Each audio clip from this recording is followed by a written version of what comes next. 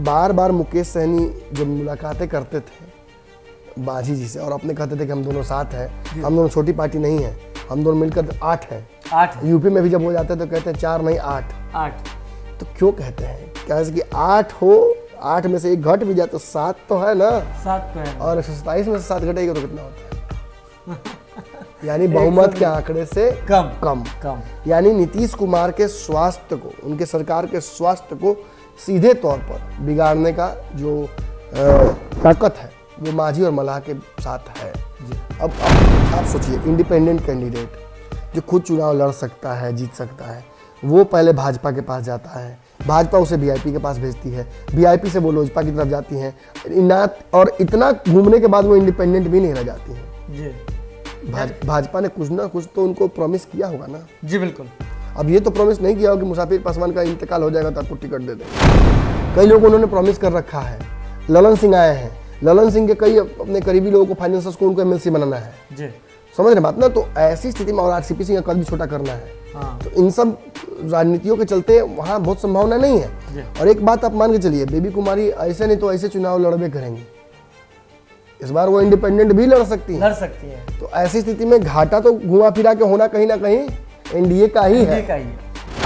और नीतीश कुमार के बारे में मैंने भी कल एक खबर और ब्रेक की है कि लगभग 15 विधायकों को कांग्रेस के सेट कर लिया गया है। तो नीतीश कुमार ताकत तो बढ़ती ही जा रही है, अब वो 45 से 60 की ओर बढ़ने जा रहे हैं। तो भाजपा को सबसे ज़्यादा दिक्कत होगा ना। आप और हम एक 2 लोगों के बैठने वाली कुर्सी पर बैठे हैं, मेरा साइज बढ़ता जाएगा तो दिक्कत आपको ना होगा जी। बिल्कुल, कुर्सियाँ तो उतने हैं, ही। और ऐसी स्थिति में नीतीश कुमार की बढ़ती ताकत की वजह से भाजपा को भी अपना ताकत दिखाना पड़ेगा। चिराग पासवान ने फोन करके उनको टिकट दिया, टिकट लेकर वो नॉमिनेशन करने की स्थिति में चली गई थी। तब तक उनको फोन आता है भाजपा की तरफ से कि आप पार्टी के खिलाफ मत जाइए, आप बहुत महत्वपूर्ण है पार्टी के लिए, या आप चुनाव मत लड़िए। और जिन भी दबाव, जिन भी परिस्थितियों, जिन भी का लालचों से उन्होंने छोड़ा हो, उन्होंने टिकट चिराग पासवान को वापस कर दिया। देखिए, इस सीट पर 2015 से पहले रमई राम जीतते रहे। 15 में रमई राम ये सीट हार गए थे, जदयू के टिकट पर चुनाव लड़ने गए थे। निर्दलीय बेबी कुमार ने उनको हरा दिया था। जी बिल्कुल।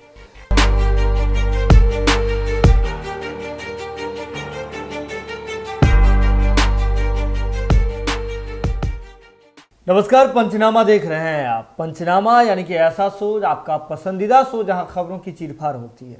हर रोज कोई ना कोई खबर हमारे स्टेचर पर होता है, जिसकी चीरफाड़ करके उसके तह तक पहुंचते हैं हमारे संपादक डॉक्टर नमन मिश्रा। तो सीधे चलते हैं आज के इस खबर की ओर। सियासी गलियारों में ये बात अब सामने आने लगी है कि बोचहा में जो सीट अब वैकेंट हुआ है, वीआईपी पार्टी से विधायक थे मुसाफिर पासवान, अब इस दुनिया में नहीं रहे। उनके जाने के बाद जो बोचहा विधानसभा का जो है, वहाँ जो है आपको बता दें सीट जो वैकेंट हुआ है, उस पर अब उपचुनाव को लेकर के भी तैयारी और रणनीति बनी शुरू हो गई है। जैसे ही कहीं सीट वैकेंट होगा, इसके साथ ही सभी राजनीतिक दलों का जो राजनीतिक सहमत है उस सीट पर चलने लगता है। तो अब बात ये सामने आ रही है कि अगर बीजेपी वहां पर बोचहा में उपचुनाव में हिस्सा लेगी, बीजेपी अगर चुनाव लड़ती है, तो नीतीश कुमार की सरकार गिर जाएगी। इस बार जब उपचुनाव हो रहे थे तारापुर और कुशेश्वर स्थान में, उस समय भी सरकार गिरने, तख्तापलट की चर्चा, नीतीश कुमार के इस्तीफे, तेजस्वी यादव के मुख्यमंत्री बनने की चर्चाएं, बहुत तरह की चर्चाएं तेज थी। और चर्चाएं ही नहीं, बल्कि तेजस्वी यादव तो मंच से भी तारापुर में ऐलान कर चुके थे। लेकिन अब बोचहा की बारी है। ऐसे में बड़ा सवाल यह सबसे पहले उठता है कि बोचहा महज एक सीट है, एक सीट पर तो सरकार अभी टिका हुआ नहीं है जी। तो नीतीश सरकार को बोचहा सीट से इतना खतरा कैसे हो सकता है, और इसके पीछे कहानी क्या है? देखिए, सबसे पहले तो आपको इस बोचहा सीट को समझना पड़ेगा, इसका गणित समझना पड़ेगा। बहुत बड़ा फैक्टर यहाँ पर रमई राम है जी। कई बार जदयू से चुनाव लड़े हैं, फिर आरजेडी से चुनाव लड़े हैं, इसलिए उनका फैक्टर यहाँ बड़ा हो जाता है जी। बात है कि रमई राम तो बार बार बदलते रहते हैं, लेकिन इनके आसपास कुछ कांस्टेंट्स हैं। इसमें से एक है बेबी कुमारी, इस नाम को याद रखिएगा, अंत तक आपको आवश्यकता पड़ेगी फिर से। बिल्कुल।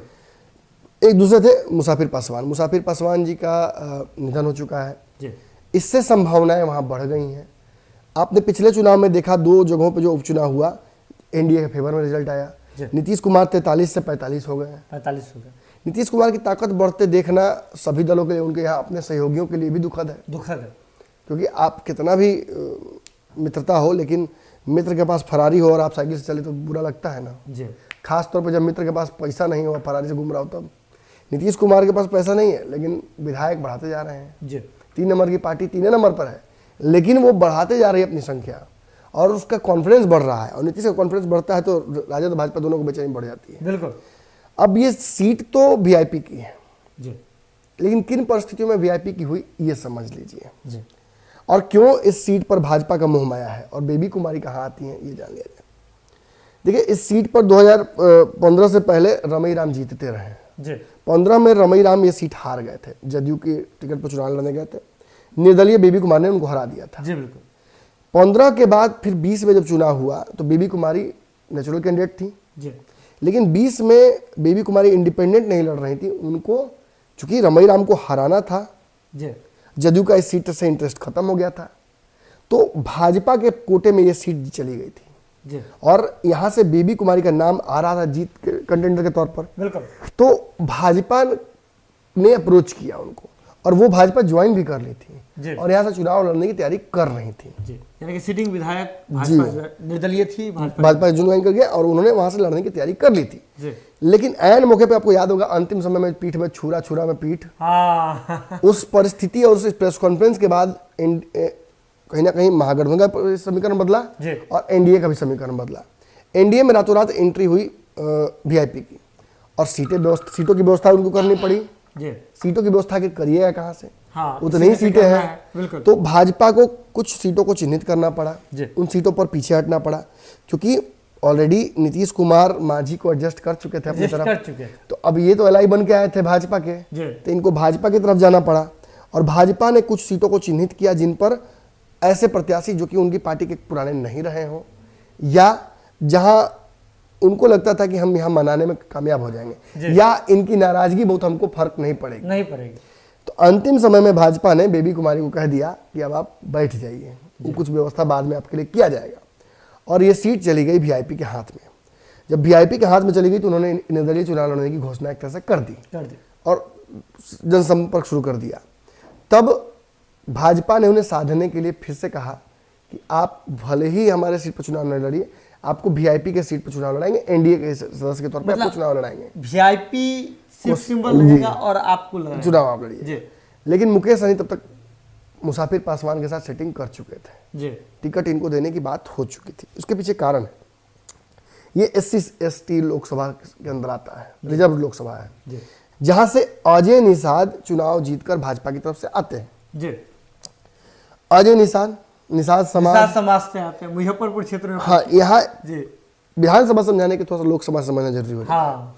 यहाँ निषादों का एक बड़ा वोट बैंक है। जी। और इस वोट बैंक में मुकेश सहनी का तरह से कहा जाए कि रजिस्ट्री है। जी। वो मानते हैं ऐसा और उनका इंटरेस्ट है उसमें।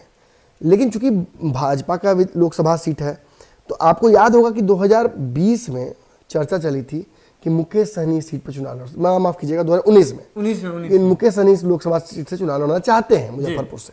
उस समय वो एनडीए का हिस्सा नहीं थे, महागठबंधन का हिस्सा थे। और मुकेश सहनी को जो सीटें मिली थी उसमें से एक मुजफ्फरपुर थी। जी।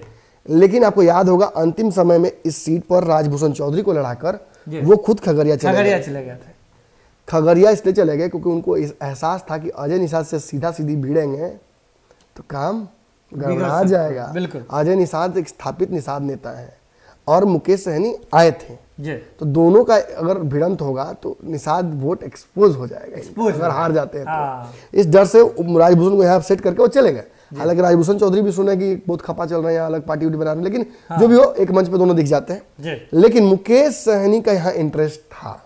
खगड़िया वो गए, बाद में मकबूल के सहनी को हरा दिया, वो सब अपनी जगह पे है। तो इस सीट पर इंटरेस्ट रहा है मुकेश सहनी का।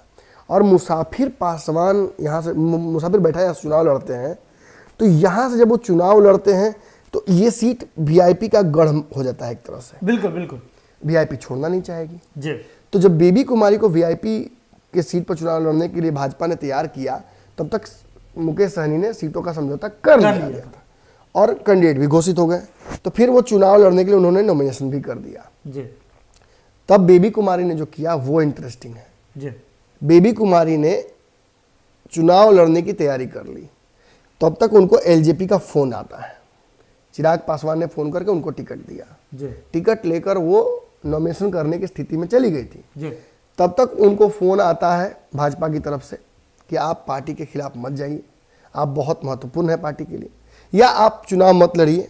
और जिन भी दबाव, जिन भी परिस्थितियों, जिन भी का लालचों से उन्होंने छोड़ा हो, उन्होंने टिकट चिराग पासवान को वापस कर दिया। जी और इस सीट से चुनाव लड़े अजय आजाद, अमर आजाद। अमर आजाद। जी। अमर आजाद यहाँ से 8,000 समथिंग वोट लेकर आए थे। जी बहुत बड़ा वोट था, डिपेंड करता है उस परिस्थितियों को आप जब समझते हैं तो। जी यानी बेबी कुमारी उस चुनाव में बैठ गई। अब आप सोचिए, इंडिपेंडेंट कैंडिडेट जो खुद चुनाव लड़ सकता है, जीत सकता है, वो पहले भाजपा के पास जाता है, भाजपा उसे वीआईपी के पास भेजती है, वीआईपी से वो लोजपा की तरफ जाती हैं, और इतना घूमने के बाद वो इंडिपेंडेंट भी नहीं रह जाती हैं। जी भाजपा ने कुछ ना कुछ तो उनको प्रॉमिस किया होगा ना। जी बिल्कुल।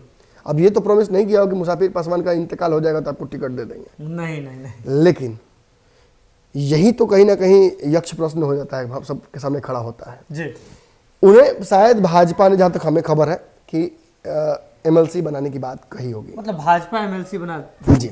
और आपको पता है कि 24 एमएलसी की हाँ, कार्यकाल खत्म हो गया, होना है, तो उसमें भी हो सकता है। लेकिन नीतीश कुमार से भाजपा बहुत नेगोशिएट नहीं कर पा रही है। जी। और ऐसी स्थिति में बड़ा डिफिकल्ट होगा बेबी कुमारी को एमएलसी बना पाना, क्योंकि नीतीश कुमार भी अब एक्सटेंड करना चाह रहे हैं। हाँ। लेकिन यहाँ खेल एक हो सकता है। जी। पिछले चुनाव में आपने देखा था कि महागठबंधन का हिस्सा होते हुए भी कांग्रेस और राजद के खिलाफ चुनाव लड़े थे। हाँ बिल्कुल। उपचुनाव है, प्रैक्टिस कर सकते हैं। और उपचुनाव में तो मुकेश सहनी खुद भी अपने गठबंधन जो पिछला था उनका, जी याद होगा आपको, जब वो महागठबंधन थे तो राजद के खिलाफ चुनाव लड़े थे जी सिमरी बख्तियारपुर से। जी। और इस परिस्थिति में भाजपा इस सीट को भुनाना चाहेगी। क्यों? अब जान लीजिए। एक तो अजय निषाद का क्षेत्र है, जी यहाँ से हो सकता है कि एमपी लड़ने की भी बात कही गई हो, बिल्कुल। लेकिन अजय निषाद ये सीट छोड़ेंगे तब ना बेबी कुमारी को एडजस्ट कीजिएगा। बिल्कुल बिल्कुल। और बेबी कुमारी एक विनिंग कैंडिडेट है। ऐसी स्थिति में विनिंग कैंडिडेट है वो। हाँ। तो ऐसी स्थिति में उनको वहां से चुनाव लड़ाकर भाजपा एक सीट अपनी बढ़ा सकती है। जी। आप सोच सकते हैं कि भाजपा का इस सीट में क्या इंटरेस्ट है, जी क्यों आखिर मुकेश सहनी से वो खराब करना चाहेंगे। तो कहीं ना कहीं कुशेश्वर स्थान जो सीट थी, जी उसके चलते दोनों का रिश्ता खराब हुआ। बिल्कुल। और उस रिश्ते के खराब होने के चलते क्या हुआ, दोनों चुनाव लड़े। और यही कहीं ना कहीं अब नया अपवाद बन गया है बिहार की राजनीति का। भाजपा भी चाहेगी कि मुकेश सहनी से ये सीट लेकर खुद बेबी कुमारी को टिकट देकर वहां से चुनाव लड़ा के जीत जाए। जी। लेकिन मुकेश सहनी भी चाहेंगे कि इस सीट को वापस रखना, क्योंकि ये मुकेश सहनी का सेफ सीट है। सेफ सीट समझ रहे हैं आप? हाँ बिल्कुल। मुकेश सहनी जब भी 1.5 साल के एमएलसी मात्र है वो, जी मुकेश सहनी को चुनाव लड़ना पड़ेगा। जी। और ऐसी केस में जब वो खगड़िया से हाथ आजमा चुके हैं, सिमरी बख्तियारपुर से आजमा चुके हैं, तो अब उनके लिए मुजफ्फरपुर का ये क्षेत्र जो कि निषादों का बहुत बिल्कुल बिल्कुल। ये बहुत सेफ सीट हो जाता है। राजभूषण चौधरी को यहाँ से चुनाव लड़ने का मकसद वही था, जी एक सेफ सीट खोजकर निषादों के लिए वहां से मुकेश सहनी चुनाव लड़े। जी। ऐसी स्थिति में ये सेफ सीट मुकेश सहनी के लिए हो जाता है। जी। अगर मुकेश सहनी खुद भी यहाँ से चुनाव लड़ जाए तो कोई बड़ी बात नहीं होगी। लेकिन इन तमाम चर्चाओं के बीच में एक बड़ा सवाल ये आ जाता है कि महज एक सीट पर बीजेपी लड़े, वीआईपी लड़े, ये तो तमाम एनडीए के ही लोग हैं। लेकिन एक सीट अगर मानते हैं लूज भी कर जाते हैं तमाम लोग, एनडीए के लोग लूज कर जाते हैं, तो फिर नीतीश कुमार की सरकार पर एक सीट से क्या प्रभाव पड़ेगा? देखिए, सबसे पहले तो यहाँ एक बात जान लीजिए कि चूंकि नीतीश कुमार 2 उपचुनाव की सीटों पर जीत गए हैं, जी डबल सेंचुरी एक साथ, हाँ। तो भाजपा की ताकत थोड़ी कम हुई है, भाजपा सहमी है, नीतीश कुमार का प्रभाव बढ़ा है। जी। और नीतीश जिस तरीके से प्रभाव बढ़ा है, उन्होंने आपने देखा कि उत्तर प्रदेश में भाजपा ने जिस तरह से बुलाया नीतीश को कि आइए सीट चुनिए, लड़िए, ये भी साबित करता है कि भाजपा बैकफुट पर चली गई है। हाँ, बिल्कुल। आत्मनिर्भरता की ओर जो भाजपा बढ़ रही थी वो अब नहीं बढ़ पाएगी। और नीतीश कुमार के बारे में मैंने भी कल एक खबर और ब्रेक की है कि लगभग 15 विधायकों को कांग्रेस के सेट कर लिया गया है। तो नीतीश कुमार ताकत तो बढ़ती ही जा रही है, अब वो 45 से 60 की ओर बढ़ने जा रहे हैं। तो भाजपा को सबसे ज्यादा दिक्कत होगा ना। आप और हम एक 2 लोगों के बैठने वाली कुर्सी पर बैठे हैं, मेरा साइज बढ़ता जाएगा तो दिक्कत आपको ना होगा जी। बिल्कुल, कुर्सियां तो उतने हैं, कुर्सियां तो उतना ही। और ऐसी स्थिति में नीतीश कुमार की बढ़ती ताकत की वजह से भाजपा को भी अपना ताकत दिखाना पड़ेगा। और ये जो सीट है बोचहा की, यहाँ बेबी कुमारी को भी पहले से प्रॉमिस किया जा चुका है। ऐसी स्थिति में एक बात यहाँ जान लीजिए, अब बेबी कुमारी को एमएलसी बनाने की स्थिति तो दिख नहीं रही है, नीतीश तैयार नहीं होंगे, तो कहीं ना कहीं, क्योंकि क्यों नहीं तैयार होंगे ये भी जान लीजिए, क्योंकि वो भाजपा को उतनी सीटें नहीं देंगे कि भाजपा वो बेबी कुमारी को एमएलसी बना ले। नीतीश कुमार के भी पास नीतीश कुमार के कई मंत्री पिछले बार चुनाव हार गए हैं, कई उनके दिग्गज नेताओं को एमएलसी बनाना है उनको, जयकुमार सिंह से लेकर लिस्ट बहुत लंबी है। हाँ, बिल्कुल। कई लोगों उन्होंने प्रॉमिस कर रखा है, ललन सिंह आए हैं, ललन सिंह के कई अपने करीबी लोगों को फाइनेंसर्स को उनको एमएलसी बनाना है, समझ रहे बात ना। तो ऐसी स्थिति में और आरसीपी सिंह का कद भी छोटा करना है, तो इन सब राजनीतियों के चलते वहां बहुत संभावना नहीं है। और एक बात आप मान के चलिए, बेबी कुमारी ऐसे नहीं तो ऐसे चुनाव लड़बे करेंगी, इस बार वो इंडिपेंडेंट भी लड़ सकती है। तो ऐसी स्थिति में घाटा तो घुमा फिरा के होना कहीं ना कहीं एनडीए का ही है। और ये सीट अगर वो लड़ती हैं तो रमई राम अगर भाजपा भी अपना कैंडिडेट देती है या वीआईपी अपना कैंडिडेट देती है, बेबी कुमारी भी लड़ जाती हैं। चिराग पासवान को खबर ये आई है कि राजद ये चुनाव न लड़के सीट पर, इसे चिराग पासवान को दे देगी।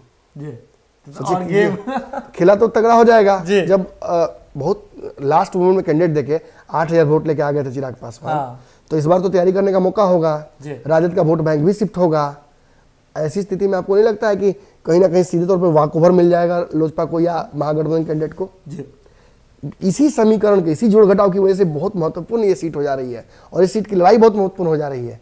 ऐसे में जब बेबी कुमारी चुनाव लड़ेंगी ही और उनको देखिए, तो यहाँ प्रयास एक किया जा सकता है, यहाँ कहीं ना कहीं इस बात का कोशिश किया जाएगा कि बेबी कुमारी जी को फिर से मुकेश सहनी को तैयार कराया जाए कि वो बेबी कुमारी को टिकट दे दें।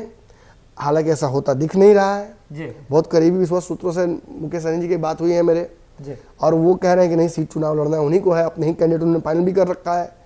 तो ये नेचुरल एक लड़ाई स्पष्ट दिख रही है। लेकिन हाँ, आपने एक सवाल पूछा कि सरकार का हाजमा खराब नहीं होगा। हाँ, 127 पर बहुत कंफर्टेबली नीतीश कुमार की सरकार मौजूदा स्थिति में है। 25-30 विधायक बढ़ गए हैं उपचुनाव में। ऐसे में वीआईपी के केवल 3 विधायक हैं। 3 विधायक अगर 127 में से आप घटा लेते हैं तो मामला फिर भी गठबंधन में जो एक बहुमत है उसके ऊपर ही है। तो कैसे बिगड़ेगा?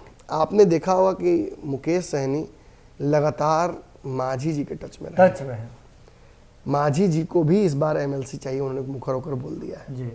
उनकी बहू किस प्रकार से एक्टिव रह रही है, तो मांझी जी के लिए भी एक दबाव का ये विषय बन गया है। आपको याद होगा, मांझी जी लगातार भाजपा के खिलाफ बयान दे रहे हैं, चाहे वैक्सीन वाला मामला हो या कोरोना मैनेजमेंट को लेकर हो या लॉकडाउन को लेकर हो। इन सभी मामलों पर जब वो अगेंस्ट भाजपा के हैं तो दबाव तो बनाएंगे ना। और बार बार मुकेश सहनी जो मुलाकातें करते थे मांझी जी से और अपने कहते थे कि हम दोनों साथ हैं, हम दोनों छोटी पार्टी नहीं है, हम दोनों मिलकर 8 हैं। यूपी में भी जब हो जाते हैं तो कहते हैं 4 नहीं 8। तो क्यों कहते हैं? क्या कि 8 हो, 8 में से 1 घट भी जाए तो 7 तो है ना। 7 तो है। और 127 में से 7 घटेगा तो कितना होता है? यानी बहुमत के आंकड़े से कम। यानी नीतीश कुमार के स्वास्थ्य को, उनके सरकार के स्वास्थ्य को सीधे तौर पर बिगाड़ने का जो ताकत है वो मांझी और मल्लाह के साथ है। अब आप ये कह सकते हैं कि मांझी जी मल्लाह का साथ क्यों देंगे? इसके पीछे बहुत बड़ा कारण है। मैंने आपको कहा कि एमएलसी चुनाव को लेकर भी दबाव दोनों को मिलकर ही बनाना है। भाजपा और जदयू आपस में देखिएगा, जब भी लड़ाई करते हैं, दोस्ती करते हैं, दुश्मनी करते हैं, सब आपस में ही कर लेते हैं। इन दोनों दलों की चर्चा तक नहीं होती। ऐसे में इन दोनों दलों के पास सबसे बड़ी ताकत ये है कि एक दूसरे का ये साथ दे। और आज मुकेश सहनी की बारी है, कल हो सकता है मांझी जी की बारी हो। कल आपने देखा था कि मुकेश सहनी के विधायक को किस तरीके से भाजपा ने अपने घेर में लिया था, अपनी ही पार्टी से बगावत करने लगे थे। फिर मुकेश सहनी भी मैनेजमेंट गुरु हैं, तुरंत लाइन पे लाए। फिर अपनी पार्टी में अब एक विधायक की कमी हुई है, तो उस सीट पर मुकेश सहनी इतने आसानी से भाजपा को डोमिनेट नहीं करने देंगे। और अगर ऐसी स्थिति आती है तो मुझे बार बार मुकेश सहनी का यूपी वाला बयान आता है कि हम जब चाहें सरकार गिरा भी सकते हैं, ये ताकत है हमारे पास। तो बेचाहा सीट जो है ना बहुत महत्वपूर्ण है। इस चुनाव में बहुत कुछ स्पष्ट होगा। एक तरफ तो हमने एनडीए का बताया, दूसरी तरफ अभी महागठबंधन में बहुत हल्की चर्चा की।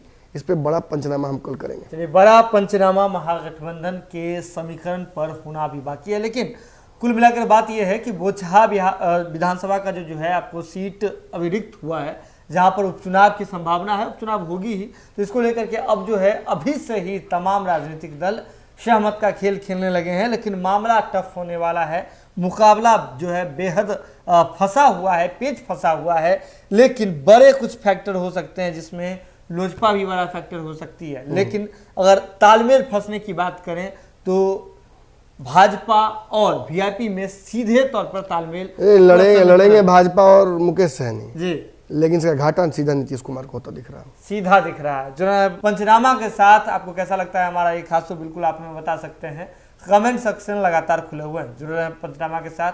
बहुत बहुत धन्यवाद।